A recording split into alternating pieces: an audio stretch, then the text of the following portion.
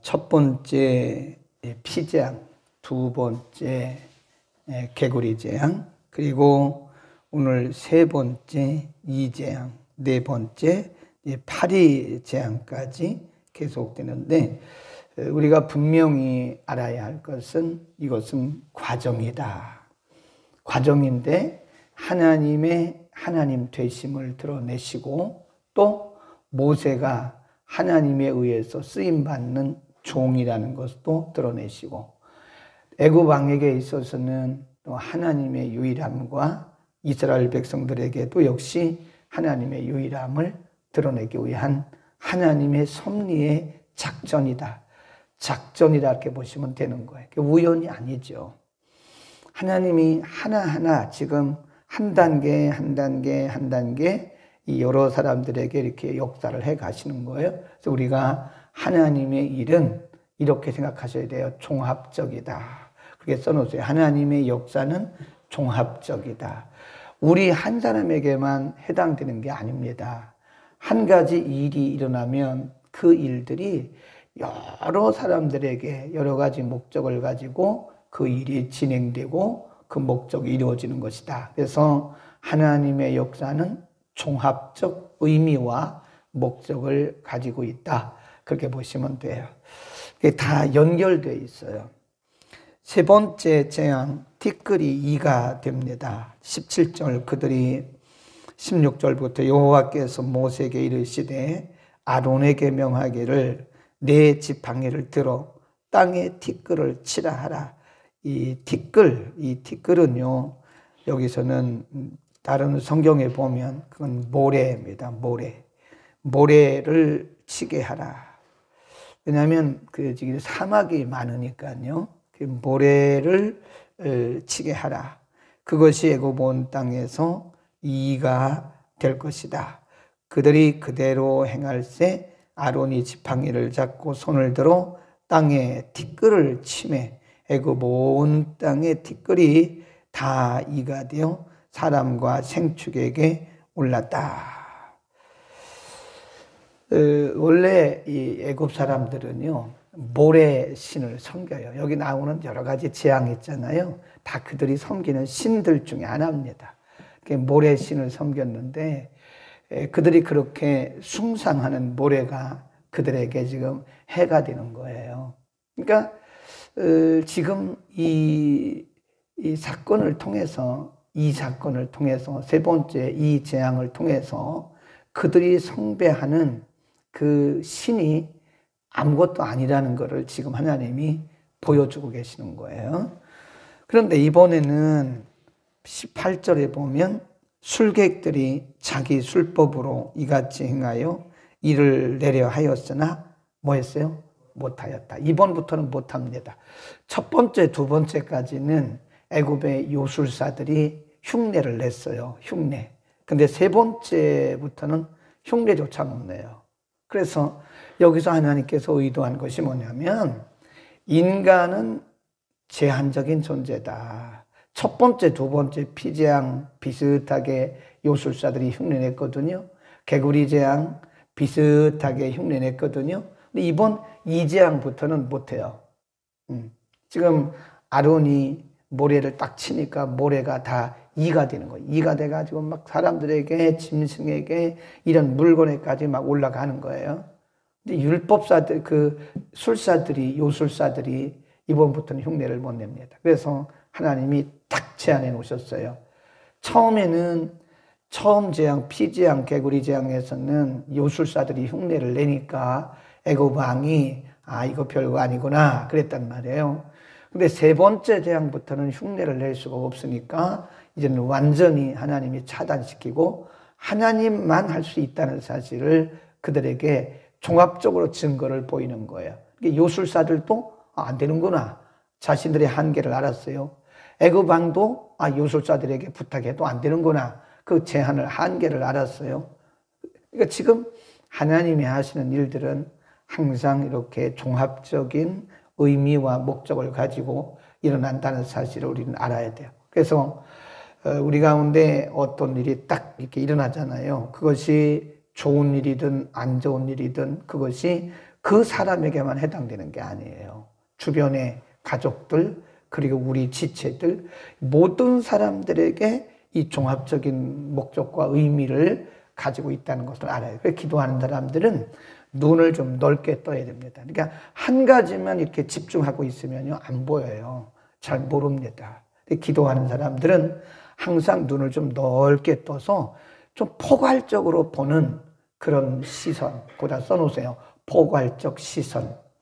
이 포괄적으로 바라보는 시선, 그리고 포괄적으로 생각하는 생각이 있어야지 우리의 시선이 좁거나 우리의 소견이 좁으면 안 됩니다. 그래서 이 속에 여러 가지 의미가 있겠구나. 그래서 내게는 어떤 의미가 있고 저 사람에게는 어떤 의미가 있고 이렇게 한 가지만 보게 되면 우리는 너무 소견이 좁아서 하나님의 그 위대하신 역사를 다 볼 수가 없습니다.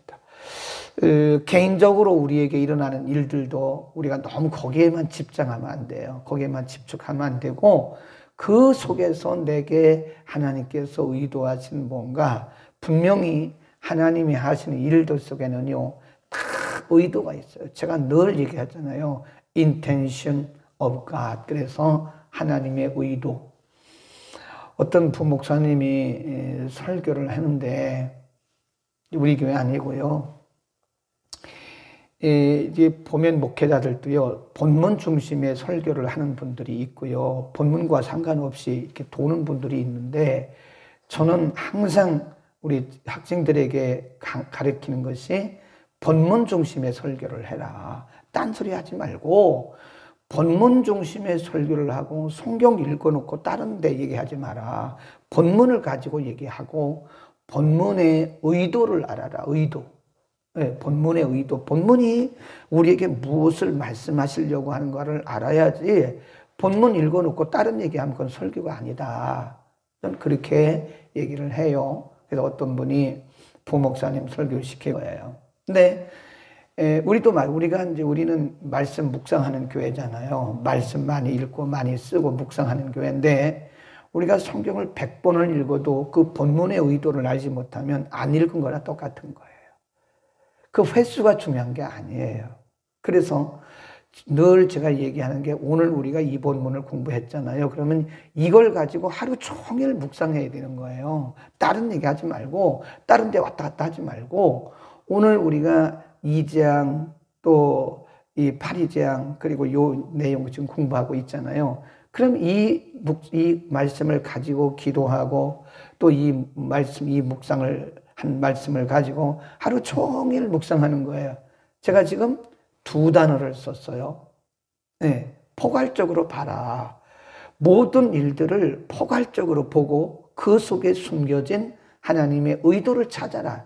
이게 매우 중요한 거예요. 우리는 그것을 이루면서 하나님의 감동이라고 그러는 거예요. 아멘.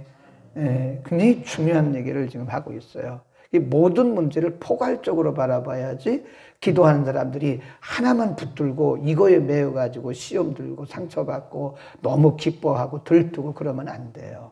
그 속에 그것이 인간적으로 볼 때 좋은 일이든 나쁜 일이든 실패든 성공이든 간에 그 속에는 분명히 포괄적인 하나님의 의도와 목적이 있기 때문에 하나님의 의도를 찾는 것이 좋다. 하나님이 예를 들어서 나를 굉장히 잘 되게 하셨어요. 의외로 그냥 막 잘 되게. 하나님이 우리를 축복하실 때는요 상상 밖으로 잘 됩니다. 아멘. 오늘 저녁에 오신 여러분, 그리고 온라인을 통해서 가정에서 예배하신 여러분, 또 멀리서도 외국에서도 많이 보시더라고요. 외국에서 보신 여러분, 그런 축복이 여러분의 인생 가운데 있기를 축원합니다. 어느 날 갑자기 상상 밖의 축복이 막 내릴 때가 있어요. 하나님께서. 그때 조심해야 되는 거예요. 잘 모르는 포괄적인 시각을 갖지 않은 성도들은 거기에 들떠가지고 말이지 막 이럽니다. 그게 망하는 길입니다. 그러다가 망하는 거예요. 하나님이 그렇게 우리를 잘 되게 하실 때는 그 속에 포괄적인 의미가 있어요. 그 일을 통해서 하나님이 무언가를 하시는데 내게만 아는 게 아니에요.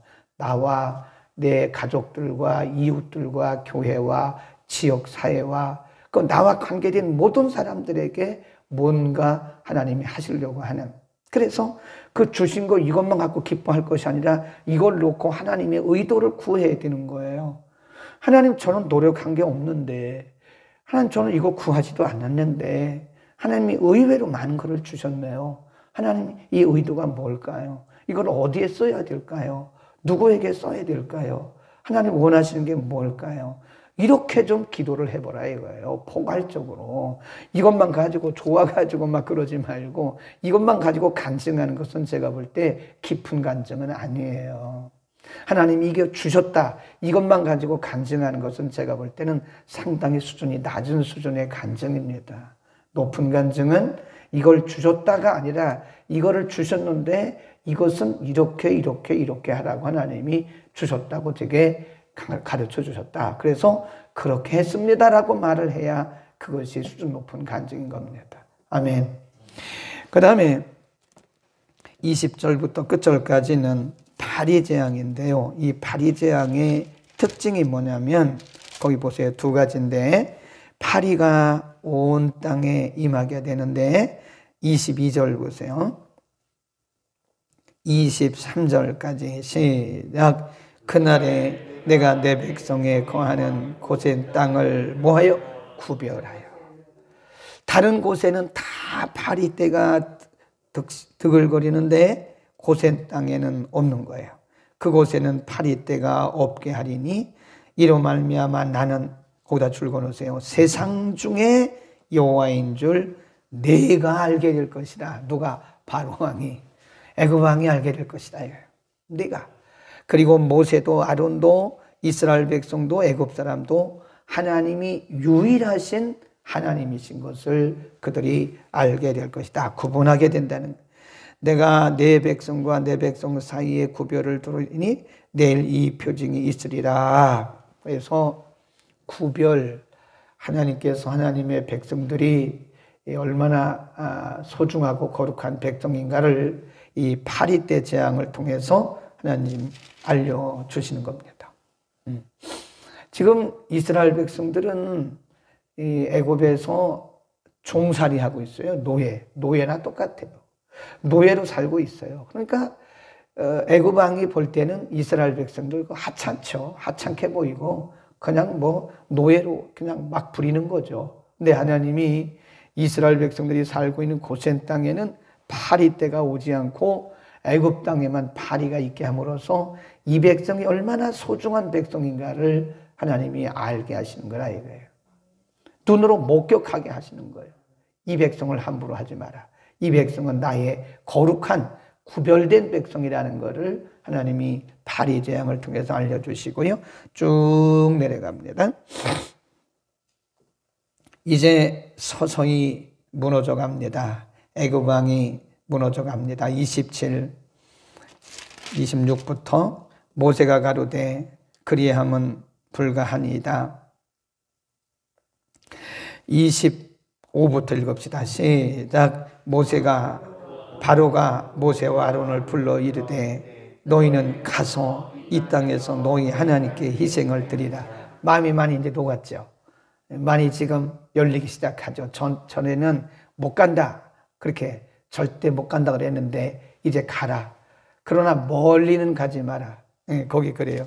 멀리는 가지 말라. 그런 얘기를 해요. 그러니까 모세가 하는 얘기가, 자 28절 보세요. 바로가 가로되 내가 너희를 보내리니 너희가 너희 하나님 여호와께 광야에서 희생을 드릴 것이나 너무 멀리는 가지 말라. 그런즉 너희는 나를 위하여 뭐 하라고요? 기도하라. 모세에게 지금 멀리 가지는 말고 드리기는 희생제사를 드리긴 드려라. 그런데 멀리는 가지 말고 그 대신에 조건이 있는데 이 재앙이 없어지도록 나를 위해서 기도해라. 이건 뭐예요? 지금 애굽 왕이 무너져 내리고 있다는 거 아닙니까? 처음에는 뭐 하나님이, 너희 하나님이 뭐가 있냐? 응?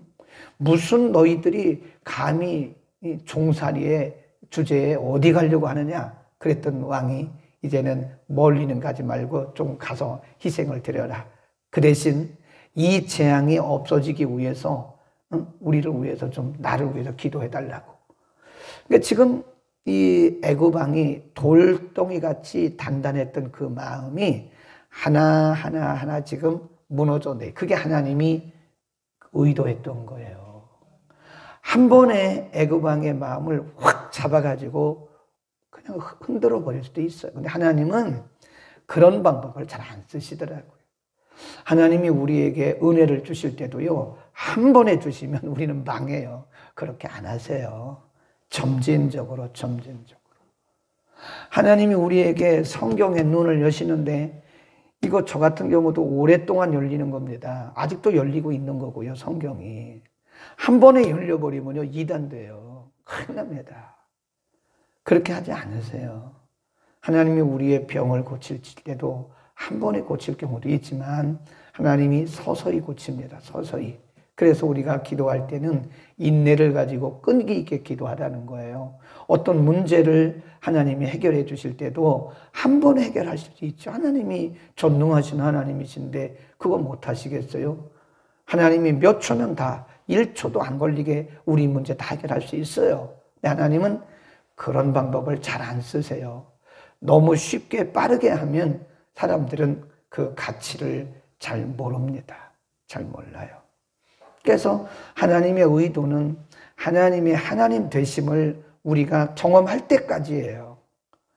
하나님의 하나님 되심을 경험하고 하나님이 하셨다라고 우리 입술로 고백할 때까지 하나님은 늦춰 나가시는 거예요.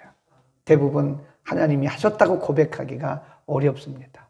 말로는 그렇게 하지만 사실은 속으로는 내가 했다고 생각하고 내가 기도 많이 해서 그렇게 했다고 생각하고 내가 의로워서 믿음 좋아서 했다고 생각하는 거지, 사실 전적으로 하나님이 하셨다고 그렇게 입술로는 고백하지만 말로는 그렇게 하기가 쉽지 않아요. 저부터도 쉽지 않아요.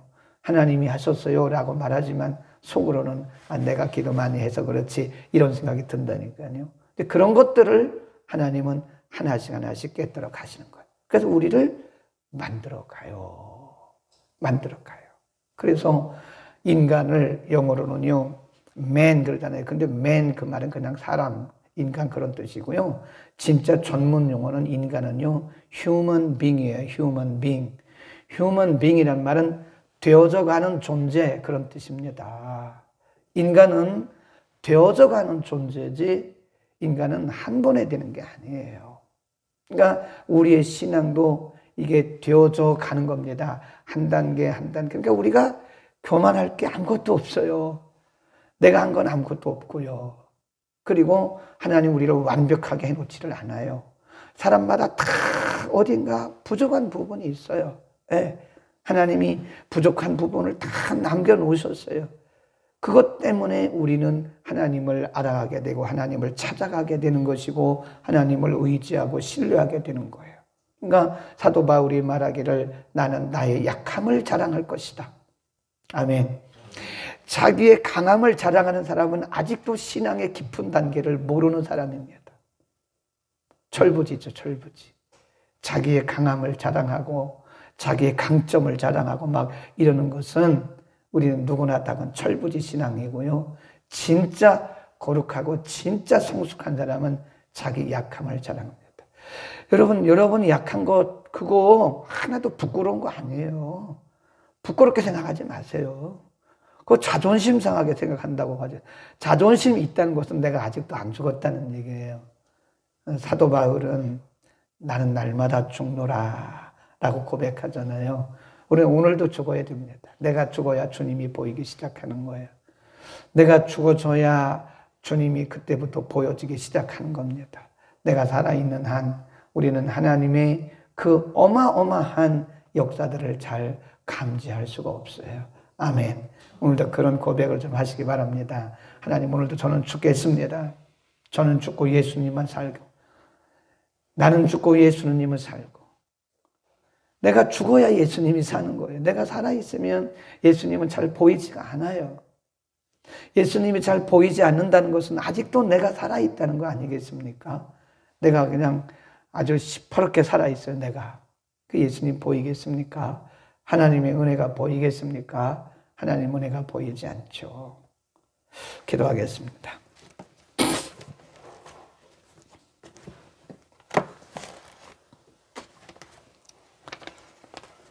지명원금 정문호 선교사님 선교원금 무명으로 드렸습니다. 그러하신 우리 아버지, 오늘도 두 가지 재앙을 통해서 하나님의 의도하신 바가 무엇이고 하나님께서 애굽 왕과 모세와 아론과 애굽의 백성들과 이스라엘 백성들에게 행하신 종합적인 사역들이 무엇인지를 잠시 참고했습니다. 하나님, 우리는 언제나 매우 좁은 소견을 가지고 주님을 섬긴다고 말하고 있는데, 그러다 보니 우리는 한 가지 일에 집중해서 때로는 너무 좋아서 들떠 있다가 때로는 너무 또 절망하고 상처받고 시험받을 때가 있습니다. 오늘부터 하나님 우리에게 포괄적인 안목을 주옵소서. 포괄적인 모든 일들을 통해서 하나님의 포괄적인 의도가 있는 것을 우리가 알고 믿고, 모든 일들을 바라볼 때 하나만 바라보지 말고 포괄적으로 넓게 볼 수 있는 넓은 영적 시야를 허락하여 주옵소서. 아버지, 오늘도 우리의 눈이 열려 하나님의 행하시는 모든 일들 바라보며 묵묵히 기도하고 감사하는 하루가 되게 하여 주옵소서. 이제 21일 수요일에 정문호 선교사님 이제 출국합니다. 하나님께서 종의 사역을 위하여 귀한 물질 드리는 손길 위에 하늘의 복과 땅의 복을 주시고 물질이 쓰이는 곳에 어찌하든지 주의 복음이 증거되게 하여 주옵소서. 예수 그리스도의 이름으로 기도드립니다. 아멘.